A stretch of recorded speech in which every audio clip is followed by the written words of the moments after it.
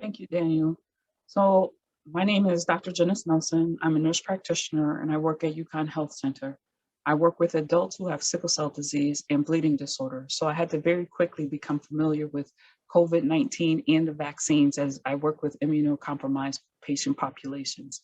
So without any further ado, let me share my screen so that we can start our presentation and we can have a discussion about getting this information so that you can make a decision in regards to how you move forward with making a decision about getting a vaccine if you haven't already gotten a vaccine. So again, tonight is about decision making and getting the information in regards to the COVID-19 vaccine. So I'm going to start our discussion with the definition of some terms. So immunity is protection from an infectious disease, and COVID-19 is an infectious and very deadly disease. A vaccine is a product that stimulates a person's immune system to produce immunity to a specific disease, protecting the person from that disease. So if you get a vaccine for the measles, then you are protected for the measles. You're not protected from the mumps or smallpox. It is very specific. Vaccination is the act of introducing a vaccine into the body to produce immunity to a specific disease. So there are a couple of types of immunity. One is active immunity, and active immunity can be acquired through a natural infection. So individuals who have gotten COVID-19 have some protection from COVID-19. A vaccine also produces immunity to vaccines because it forces your body to create antibodies. In passive immunity, a mother passes on to her baby protection from infectious diseases. And then there are other medications that artificially provide passive immunity. It's particularly used in cancer treatment. So you've been hearing them talk in the news about getting to what's called herd immunity, that we need to get to 70 or 75, 80% of the community vaccinated so that we have herd immunity. And so herd immunity works like this. In the top depiction, you see the individual in the middle. So that person is infected with, for the purposes of our discussion, COVID-19. So when no one has immunity, which is what happened when COVID-19 first came into our country, into our area, it had a contagion that had many opportunities that spread very quickly. And that was manifested by over 500,000 Americans dying from COVID-19. And so once we got the vaccines and people started to get vaccinated, what we see is that those individuals in green, when you start to introduce immunity into that system where there's a contagion, you have less opportunities to spread that contagion, even though you may be in contact with someone who's susceptible. So this last depiction is when you get to a certain level where 75 or 80% of the population is immunized, so you contain the spread of COVID-19, so that even though this individual in the middle is infected and you still have individuals in the blue who are not vaccinated, they are protected because there's enough individuals around them who have protection that it provides them protection. So vaccines don't just protect you, they protect your community, they protect the individuals around you, and they protect your loved ones. So how do vaccines work? So some vaccine basics, typically, or what's happened in the past, is that a weak or deadened form of the germ is introduced into the body. And this sparks an immune response so that your body develops antibodies that remember that germ, so that when the antibody comes into contact with that germ again, it can fight it off. It can prevent an invasion or prevent the infection from taking over. So that's generally how vaccines have worked. So this is information from this week that is an update of our vaccine overview for Connecticut and the United States. So in Connecticut, 4 million doses of vaccine have been given. and we're just a little less than 2 million individuals who are fully vaccinated, which puts us at about 53% of the population, which is fully vaccinated. But we still need to get to that 75% threshold to provide herd immunity for individuals who can't get vaccinated, children who are younger than 12, individuals who are sick and can't get to a vaccine. In the United States, we're just shy of 300 million doses of vaccine, with 135 million individuals fully vaccinated, what puts the country at just above 40%, which still we have to get to that 75% for herd immunity. So it's really important for people who have access and people who are willing to get the vaccine to get it, because again, the vaccine doesn't just protect you, it protects your loved one and it protects your community. So just some unbelievable facts about the impact of vaccines. In 1923, there was 1,560 individuals who contracted tetanus. And in 2010, you had 29 individuals who died from lightning. And there was only 26 individuals in that same year who contracted tetanus because of vaccines. In 1941, almost 900,000 people contracted measles. In 2010, you had 169 people reach the summit of Mount Everest in a single day, which was more people than contracted measles in that whole year, which was only 63. In 1969, you had 576,000 individuals who contracted rubella. And in 2010, the same number of people died from falling icicles was 5. And then you had only 5 individuals who contracted rubella. So you can see where vaccines are in place, they provide the protection that we need to keep people from dying and keep people safe. So in 1901, 1921, and 1952, combined is just under 300,000 individuals who contracted smallpox, diphtheria, and/or polio. In 2012, in the United States, the combined number of people who contracted diphtheria, smallpox, and polio was 0. So the vaccine has practically eradicated diphtheria, smallpox, and polio. So we know that vaccine programs work and they do provide protection. We just have to participate by rolling up our sleeves and getting the vaccine so that we can protect, again, ourselves and our loved ones and community. So we know in the state of Connecticut, we have a coronavirus vaccine plan. So let's discuss that. So the goal, of course, is for everyone to be able to easily get a COVID-19 vaccine very quickly. The FDA's expansion of the emergency use authorization for the Pfizer vaccine for adolescents aged 12 to 15 has made a significant impact in the ability to be able to vaccinate in the state of Connecticut at least another 175,000 individuals. In the state of Connecticut, to be eligible for a vaccine, you have to be 12 or older, live in the state, and work in the state.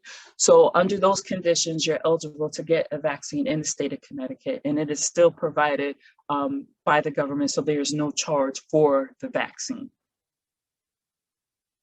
So how do we really know if COVID-19 vaccines are safe? So let's talk about how they're tested and to get from the clinical trial or study into the arms of individuals. So in a phase 1 clinical trial, what happens is you recruit individuals to participate in the study. So they essentially volunteer so that the medication can be tested on them. And what they're doing is they're testing to see, is the vaccine safe? Does the vaccine work? What dose should you use for the vaccine? Are there any side effects? Are there any other related issues in regards to the vaccine? And so once it gets through this very stringent process and the safety data is reviewed, and once it's approved, then it can move to a phase 2 clinical trial. And in a phase 2 clinical trial, you have several hundred volunteers of all ages and diversities who again volunteer to test this vaccine to see if it's safe. And so what again it is doing is trying to see what are the most common side effects, what is the most effective dose, How does it work, or does it actually work? Are there any responses or reactions that we need to be aware of? The safety data is reviewed, and once it's reviewed and approved, then it can move forward to the phase 3 clinical trial. When you get to a phase 3 clinical trial, you have hundreds of thousands of volunteers of all ages and diverse backgrounds who volunteer, again, to further test these vaccines or these medications to make sure that they're safe so that they can get to the arms of the individual. And again, they're checking to see, does the vaccine work? What is the dose? What are the side effects? Are there any reactions that they need to know about? And so the FDA goes through this very stringent process to make sure that these vaccines are safe. And that is how Pfizer, Moderna, and Johnson & Johnson were able to get emergency use authorization after going through these stringent processes and having thousands of individuals volunteer to be studied using these vaccines to make sure that they're safe.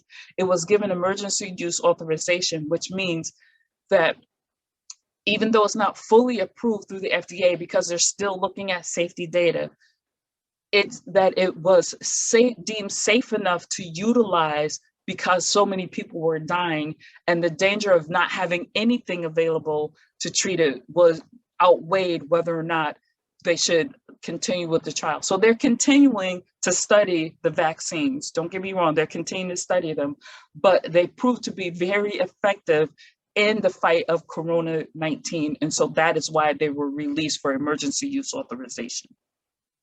And remember, this is the agency, the FDA, that approves the Tylenol that you use. You don't think about how many people tested the Tylenol before you used it. You just, oh, Tylenol, and you pick it up and you take it, Motrin, or whatever prescription medication that you're given. So in the same way that you trust the safety that went into getting that to you to be able to take in the comfort of your home, you can trust the safety in rolling up your sleeve to get this vaccine. So we know that there are 3 vaccines available. What we do know is that both the vaccine and the disease are new. So we're still learning about Corona-19. We're still learning about the vaccines. What we don't know exactly is how long protection lasts for those who get infected, because remember, I said that you can get natural immunity, and for those who are vaccinated. What we do know is that COVID-19 has caused very serious illness and death for a lot of people. Again, more than 500,000 Americans have died. If you get COVID-19, you also risk giving it to your loved ones who could get very sick. So getting the COVID-19 vaccine is a safer choice than doing nothing.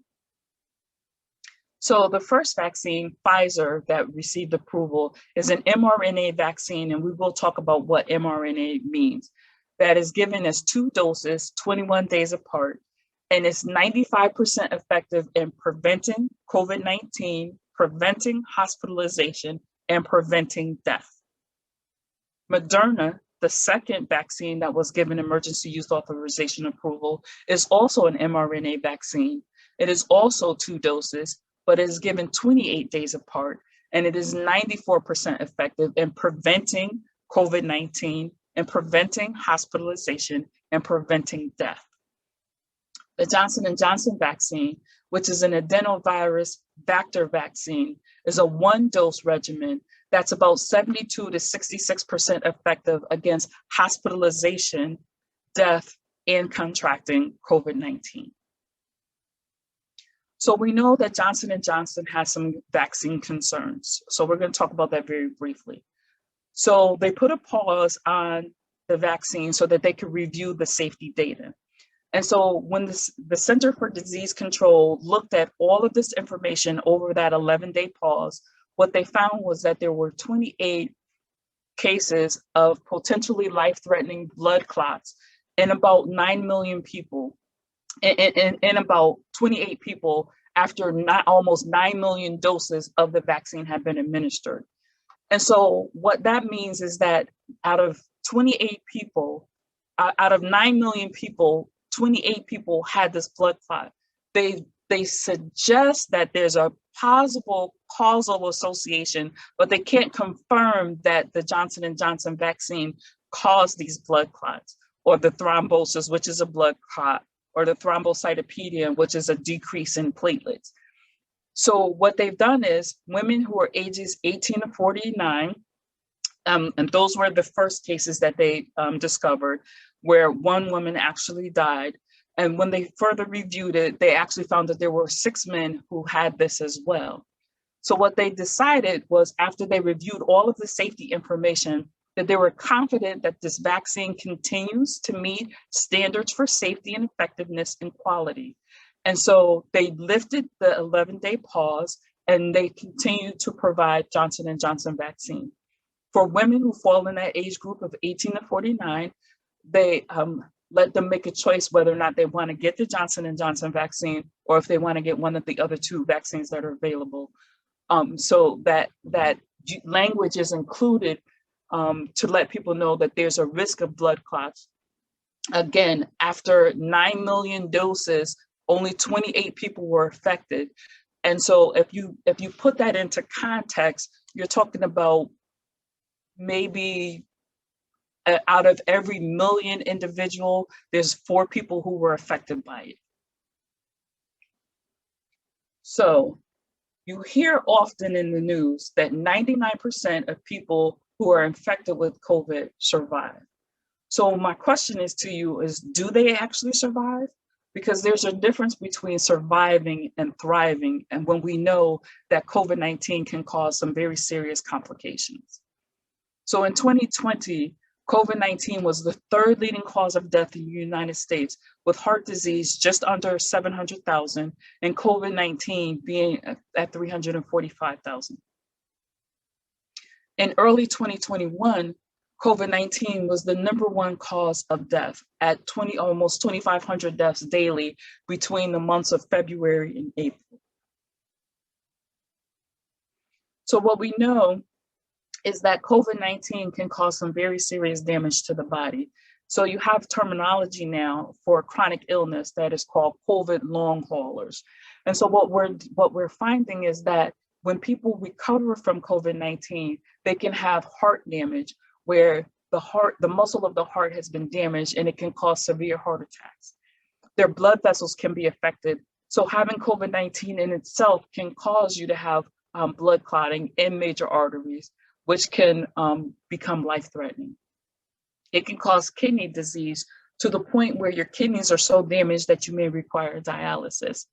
Your brain can be affected, which can lead to seizures and strokes. And there have been several people who have had difficulty managing their motor skills, meaning that their brain can't control their legs and their arms. They can't walk without assistive devices. And it can cause spastic issues, meaning that they don't move smoothly anymore. It can also affect your lungs because of the type of pneumonia that it can develop.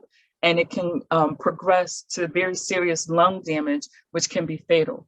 So think of your lungs as a balloon. And when you think of a balloon and you put it in your mouth and you blow air into it, your expectation is that the balloon is going to inflate. So when you think of your lungs and you take in oxygen, you expect that your lungs are going to inflate and take in the oxygen so that it can get it to the tissues of your body. Well, it's become so damaged that the balloon doesn't inflate. So your lungs don't inflate and they don't work properly anymore. And so it can be, again, very fatal. And in the intestines, it can cause diarrhea and other gastric disturbances with individuals who have survived COVID-19. So 99% survival rate. Surviving is very different from thriving. So we want to prevent COVID-19 from happening as much as possible. So the coronavirus vaccine is strongly recommended to once you're eligible. And again, in the state of Connecticut, age 12 and up is eligible for the vaccine. Follow the science. The clinical trials had large numbers of individuals who participated to show you that the vaccines were safe.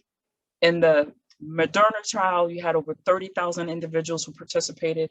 In the Pfizer trial, you had over 40,000. In the Johnson & Johnson, you had over 40,000 individuals. All of these individuals allow themselves to be used as a test to make sure that these vaccines would be safe once they got to your arm. This shot is especially important if you have underlying health conditions or because of your job. So if you have a comorbid condition such as asthma, diabetes, high blood pressure, or your job, you're a frontline healthcare worker, grocery store clerk, or you come in contact with the public, such as in public transportation, then it's important that you protect yourself so that you don't get COVID-19. And again, you don't acquire it and pass it on to your loved ones or people in your community. So let's talk about how an mRNA vaccine works. So the vaccine spurs healthy cells to produce the virus protein that stimulates an immune response. So the scientists have generated the sequence or the code for the virus spike on the protein. So on the outside of the COVID-19, you see that there are little spikes. And those spikes are a virus spike protein. So the scientists have figured out what that sequencing is. And so now that they have the blueprint for making that spike, what they've done is they've created within lipids and glucose and sugars that they inject into your body. And then once it gets into your body, your cells read that information and they produce copies of the protein spike in your body. And so once your body creates these copies of the protein spike, your body is able to produce an immune response or create the antibody to fight off that virus, so that you now have antibodies in your cells, so that should the COVID-19 virus enter your body, your antibodies are there so that it can fight off the infection and protect you from getting sick and or dying, which is really important. So once the sequence is read, then your body absorbs that fragment from that mRNA and it is absorbed and passed out through your body. It can't alter your DNA. It can't change your genetic makeup. It doesn't work like that. It just creates the sequence so that your body can make the protein so that it can create the antibody that it needs to fight off the COVID-19 infection. Now, the Johnson & Johnson virus vaccine works differently, and it only works differently in how it's delivered into the cells. So once it's injected into your arm, a vector, and a vector is a carrier for getting the mRNA into the cell. And once the vector or the carrier gets it into the cell, then the mRNA takes over, makes that genetic sequence for creating the protein, and then your body makes the antibody so that it can fight off the infection. So the only difference between the two is how it's delivered into the cells. So in the mRNA, it's injected into your arm, your body absorbs it into the cells. In the adenovirus, it's injected into your arm, and then the vector injects it into the cell. So that's the difference between those two vaccines. So here I found this slide that talks about some vaccine facts. So the COVID-19 vaccines are safe and effective because they were, again, rigorously studied in the United States, and they're the two, Moderna and Pfizer, 95% effective, 94% effective, Johnson & Johnson, 72 to 66% effective. You cannot get COVID-19 from the virus because it does not use any live or weakened or deadened form of the vaccine, none whatsoever. It just creates a genetic sequence so that it can make the protein. The COVID-19 vaccine trials were among the largest in history. Again, Moderna had over 30,000 participants in their study. Pfizer had over 43,000, and Johnson & Johnson had over 45,000. The COVID-19 vaccines have not been linked to infertility or miscarriage. That is a misinformation that has been spread. There's no evidence that infertility or there's an increased risk of miscarriage in association with the vaccines. As a matter of fact, a few months ago, there was some evidence especially with the Moderna vaccine, that women who had been given the Moderna vaccine, when they delivered their babies actually had some protection against COVID-19 through that passive immunity that we talked about when I first started this discussion. There are no serious safety concerns that were observed in the clinical trial. The side effects remain the same: fatigue, headache, sore arm or muscle pain, and fever. COVID-19 vaccines cannot change your genetic or DNA makeup. It is not possible. Once the mRNA creates the sequence for making the protein, then it is used up by your body and discarded. The vaccines do not contain microchips, chips, or tracking devices in any way, shape, form, or fashion. And the vaccines do not cause autism. Studies have been conducted across the globe that continue to show there is no connection between vaccines and autism. So mRNA vaccine technology is not new. It's been around for at least 30 years, but it's not information that you would probably be aware of because it's not necessarily in your wheelhouse. So if you don't work with vaccines or you don't work in this area, then this is information that is new to you. But this technology was established back in 1961. So this timeline is just to show you that this is safe, reliable technology that has been around for many years. So when getting the vaccine, you should have a discussion, especially if you have comorbid issues such as asthma, hypertension, diabetes. You should have a discussion with your primary care provider or your care providers to determine whether or not it's safe for you to get a vaccine. So once you have that discussion with the medical professional and you arrive at the site to get your vaccine, a health worker will administer the vaccine. And then once you get the vaccine, you'll wait for about 15 to 20 minutes to make sure that there are no unexpected reactions to the vaccine. The most common side effects for the vaccine, again, is tiredness or fatigue, pain or swelling at the injection site, fever or chills, and headache. And all of these symptoms typically resolve in the first 72 hours. You may need to take some Tylenol. You may need to go to bed and rest and hydrate and all of those kinds of things to take care of your symptoms. The thing about having the symptoms is that you should feel encouraged is that it's actually working in your body to do what it needs to do. And if you don't have any symptoms at all, then you're one of the lucky individuals. What they've discovered is that in people who are less than 50 tend to have more reactions to the vaccine than older individuals. So for instance, myself, I had pain at the injection site. So my arm was sore for a couple of days. My mother, who's 81 years old, she had no symptoms at all. No injection site, no fever, no nothing.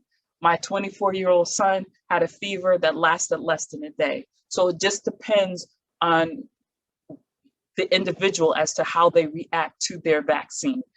There's no set rule, but just know that the vaccine is working to do what it needs to do to protect you. Again, there's evidence that the mRNA vaccines will not cause any long-term harm. And in order to track this information, the CDC, or the Center for Disease Control, has created an after-vaccination health checker repository. So you get vaccinated, and then you use your smartphone and you register with the CDC. So you get the Get Safe and you put it on your phone. And then the CDC will actually monitor if you're having any side effects. So it will ask you questions like, are you experiencing pain? Do you have a fever? How do you feel? And it will actually send you a reminder for when your second dose is due, so that they can keep you on track for getting the protection that you need from this infectious disease. So how many doses are needed and why? So we know that there are 3 vaccines, and 2 of the vaccines require 2 shots. So where you have a Pfizer or a Moderna vaccine, if you get Pfizer for your first injection, it's recommended that you get Pfizer for your second injection. If you got Moderna for your first injection, it's recommended that you get Moderna for your second injection. And the reason being is so that it can afford you the full benefit of the immunity protection that it's supposed to provide to you. So the 2 shots are needed to provide the best protection, and they're given several weeks apart. So the first shot primes your immune system helping it to recognize the virus, making that mRNA sequence so that those protein spikes can be recognized and those antibodies can be developed. And then the second shot strengthens the immune response. So in the second shot, the antibodies are being built up because those proteins have been developed so that your body can recognize it, so that it can fight it off should it come in contact with COVID-19. So we know that if you're not vaccinated, you should continue to wear a mask, stay 6 feet apart, and avoid crowds. And if you're unsure if the situation is safe, then you need to continue to practice these safety measures to keep yourself and your family safe. So in fully vaccinated people, the CDC has changed its recommendations. And so in people who are fully vaccinated, we know that you can walk, run, bike outside without a mask, attend small gatherings with fully vaccinated family and friends, attend a small gathering outdoors with fully vaccinated and unvaccinated people. You can dine in outdoor restaurants and with friends from multiple households. And if you attend a crowded outdoor event like a sports performance, it's recommended that you wear a mask. But in the rest of these situations, if you're fully vaccinated, you can be unmasked. If you're not vaccinated, then it's recommended that when you're outside with members of your family, you can be unmasked. And if you attend a small outdoor gathering with fully vaccinated family and friends, you can be unmasked. But in the rest of these situations, it's recommended that you continue to wear a mask for your safety and for the safety of your loved ones. So we do know that there's some distrust in the system. So let's talk about that. Black and brown people have been traumatized by betrayal of the system for generations. And this mistrust is about the betrayal and the healthcare system that has failed them. So we know that there was the syphilis study in Tuskegee.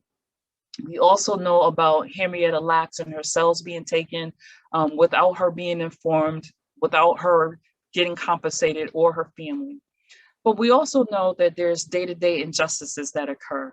And those injustices can occur by being ignored, being talked down to, or judged by doctors or healthcare workers.